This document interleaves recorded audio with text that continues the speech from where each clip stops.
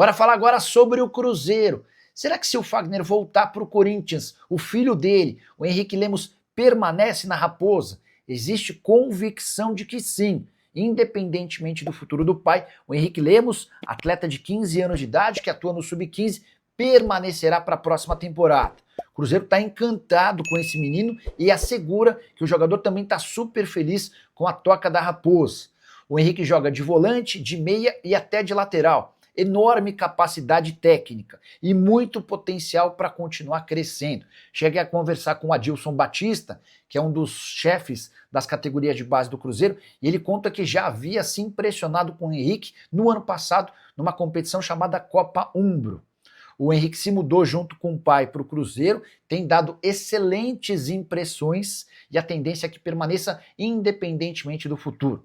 Ele faz 16 anos em março do ano que vem, quando o Cruzeiro poderá assinar esse primeiro contrato profissional e a partir daí a coisa muda. Ele passa a ser atleta em definitivo do Cruzeiro e sem grandes riscos de perda do jogador. Andrade também conosco nesse pós-jogo para 7K e também o comentário de vocês para a Prefeitura de Nova Lima. O turma aqui. Ô Vini, Cruzeiro, eu até dizia no Rádio Esportes ontem, com a Nath Fiuza, que quando se enfrenta times assim da parte de baixo, tem uma receita que não falha, é o gol rápido. Que aí, meu amigo, o cara não vai ficar naquela catimba, ele precisa pontuar, ele tem que dar um jeito, tentar arrumar pontos aqui. E aliás, o Vitória conseguiu bons ataques no primeiro tempo, especialmente. O Cássio fez um milagre com poucos segundos, teve bola na trave, inclusive. Mas o gol rápido, ele muda a condição do jogo, porque obriga aquele que vem para tentar só apanhar, sair um pouquinho. E aí dá espaço, né, Vini? Thiagão, é o cenário ideal. Eu até acho que, mesmo que o Cruzeiro não fizesse o gol rápido, o Vitória já sairia para o jogo. O Vitória chegou com uma postura no primeiro tempo até surpreendente, porque com 15 segundos já obrigou o Cássio a fazer uma defesaça. E o Jardim, na primeira resposta dele, ele resumiu bem para mim o jogo.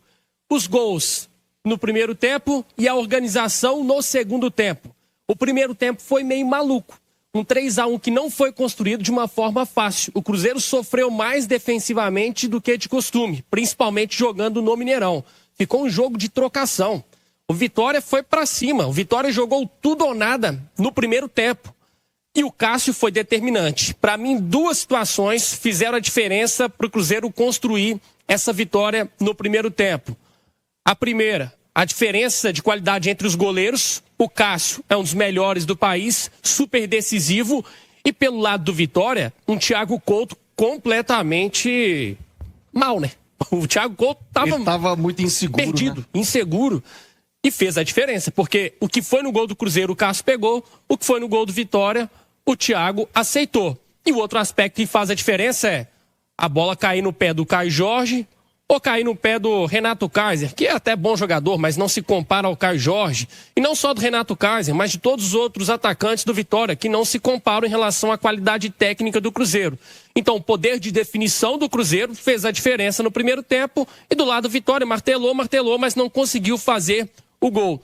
Mas eu acredito que, em termos de organização, marcação, o Cruzeiro não fez o melhor jogo no primeiro tempo, mas fez os gols, fez o que precisava e construiu a vitória. E aí, no segundo tempo, de forma até inteligente, porque o Cruzeiro já tinha 2 gols de vantagem, o Cruzeiro se expôs menos e controlou a partida. Ah, mas o jogo foi morno. Não interessa. O Cruzeiro estava com a vantagem no placar. Ele precisava apenas segurar o jogo mesmo. E segurou. O Vitória não ameaçou o Cruzeiro no segundo tempo. Eu ouvi um torcedor, que era Gabriel, 9 anos de idade, isso eu me lembro bem. Eu fiz Gabriel. Não era Gabriel? Isso. Fiz uma conta com ele aqui, rápido, eu pensei, bom, os últimos... O Jardim falou isso numa coletiva recente.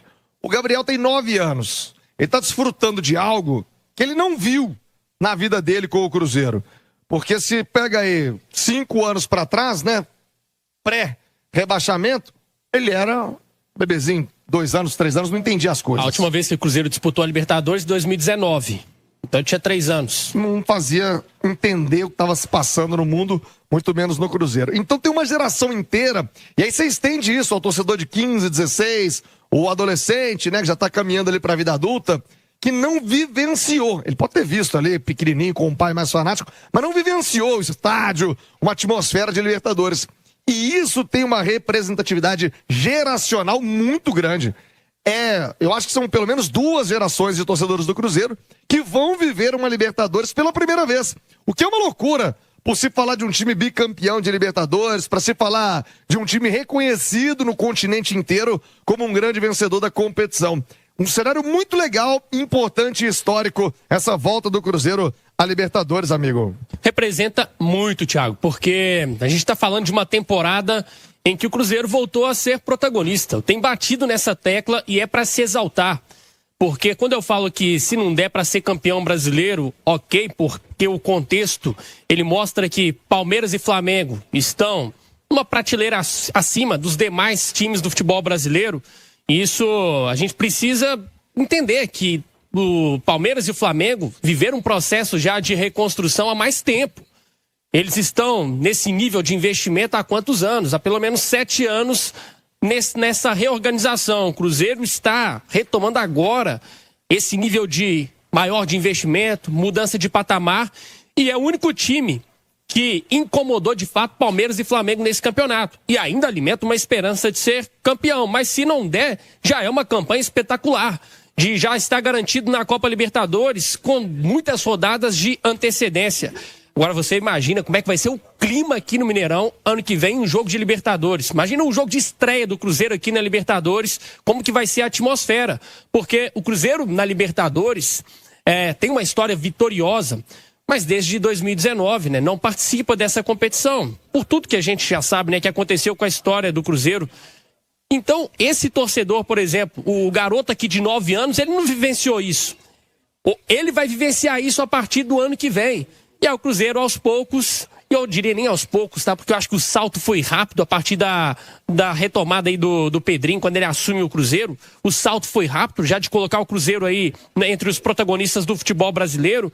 E o que o Cruzeiro precisa, Thiago, é de sustentação e de um trabalho bem feito para que a temporada de 25 ela não seja uma exceção, mas que o Cruzeiro possa estar ali, ó, brigando nas cabeças e tenha força e tenha fôlego para que isso se perdure por muito tempo, para que o Cruzeiro possa se estabelecer de volta no topo do cenário nacional e internacional. Então é um feito gigantesco, o Cruzeiro está de volta à Libertadores, o Cruzeiro está brigando pelo título do Brasileiro e não nos esqueçamos, o Cruzeiro está na semifinal da Copa do Brasil e é, pra mim, o melhor time entre os 4 semifinalistas. Corinthians, pode esperar, hein, Coringão? Sua hora vai chegar também em dezembro, hein? Não, tá maluco. Merecido demais. Mostra o equilíbrio, né, que é esse time, né? Jogando em casa, jogando fora. Lógico, teve alguns tropeços, mas faz parte. Mas por todo o contexto, né, de montar esse time, chegar o Léo Jardim, já no início praticamente aí, né, temporada rolando, uma parte de jogador que ele tinha, que não foi ele que contratou, fez algumas contratações aí, melhorou o time, padronizou o time, o esquema de jogo, esquema tático, filosofia, como você tem que se comportar para jogar no Cruzeiro. E isso é importante, isso, fazer 60 pontos aí dos top 3 do Brasil hoje é muito bacana, né? E aí, a luta continua, não vai ser fácil, sabe? Temos que continuar nessa pegada aí para a gente se garantir na Libertadores, voltar a disputar a Libertadores, que é o lugar que o Cruzeiro tem que estar. Os 4 anos que eu passei aqui, eu joguei Libertadores. A Libertadores sente falta de nós, gente. Sente falta, não é a mesma coisa. Ah, sente. Sente falta. Sem dúvida. Precisa da gente ali para fazer parte desse contexto e a gente... Dando nessa pegada aí, gostei muito de ver o Caio Jorge, né, voltando a fazer esses gols aí, recuperar a confiança, o Arroio mostrando mais um repertório dele. Eu acho que o Matheus Pereira jogando bem de novo, sabe, como sempre tem jogado, né, corre muito, participa muito do jogo. Gostei muito aí de quando o resultado aí no segundo tempo, a gente meio que já deu aquela... com um resultado meio morno, segundo tempo morno, mas faz parte, né? Para nós foi bom, valeu, foi esse resultado. Eu acho que a expectativa da torcida era sair assim hoje a torcida sai feliz do Mineirão, porque o estado de Minas inteiro viajou hoje para vir para o Mineirão e, né, muita gente que não tem oportunidade de vir, esse horário bom, preço, tudo facilitou. E aí eu tenho certeza que o cruzeirense aí vai passar um final de semana amarradão, feliz da vida aí, felizão, porque é isso que o cruzeirense merece. 3 pontos importantíssimos, né, dentro da briga do Cruzeiro no Campeonato Brasileiro. O Valu lembrou muito bem, nesse momento a equipe celeste alcança 60 pontos dentro do Campeonato Brasileiro. Não foi fácil chegar até aqui, um clube que mudou de treinador ali no terceiro jogo oficial da temporada, um clube que naquele momento rodeado por crises, e felizmente Leonardo Jardim, junto da sua comissão técnica e desse grupo de jogadores, conseguiram engatar uma sequência incrível de atuações e de resultados desde o princípio ali do Campeonato Brasileiro, sempre lembrando muito daquela partida contra o São Paulo e na sequência belíssima vitória contra o Bahia nesse Mineirão.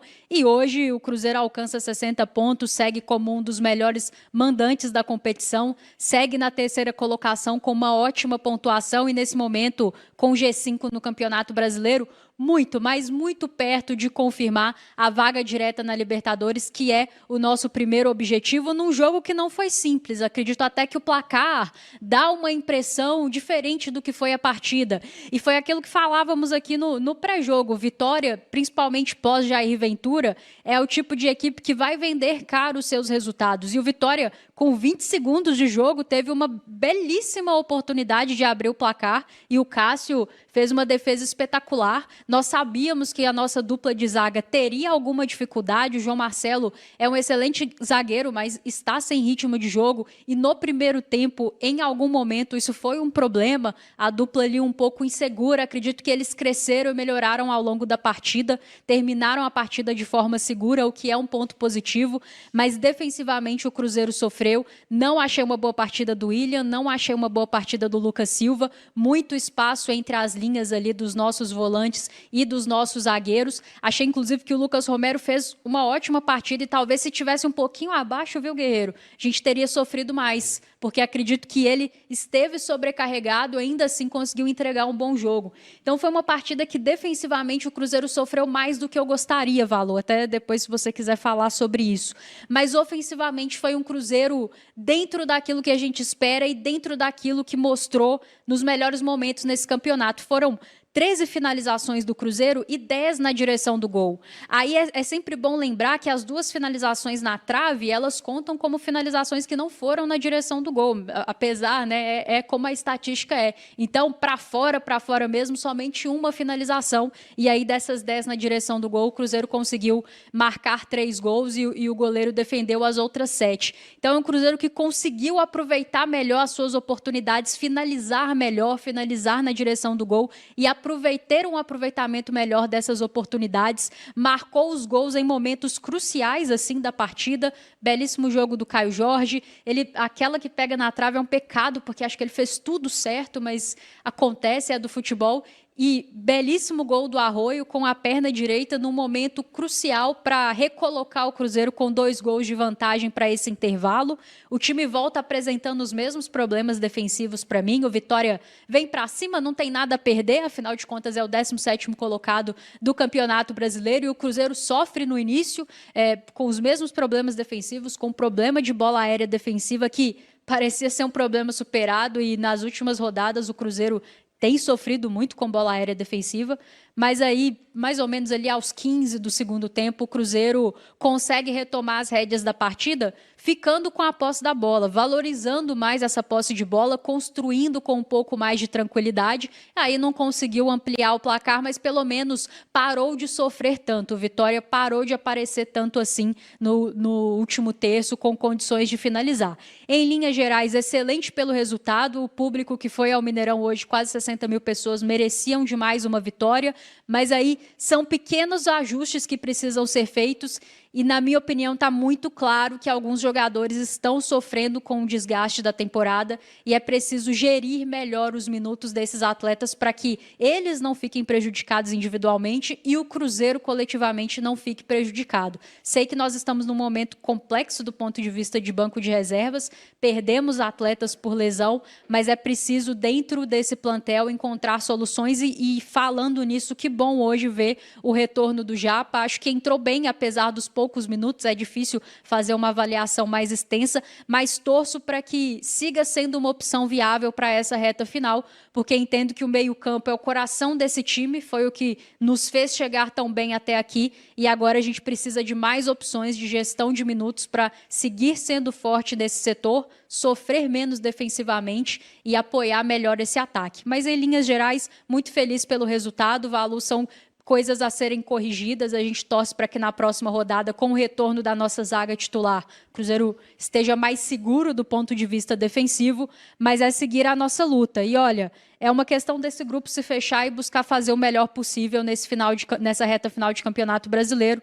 Vai que alguém tropeça ali na frente, né, Valu? Então é esse grupo que tem que correr atrás do máximo possível nessa reta final. Fala pessoal, estamos aí com atualizações importantes do Cruzeiro. Se inscreva e ative o sininho para receber mais atualizações da Raposa todos os dias. Deixe seu like que é muito importante para o crescimento do canal. Utilize o espaço aqui embaixo para registrar sua opinião. Ficamos por aqui com mais esse giro de notícias. Um abraço e até o próximo vídeo.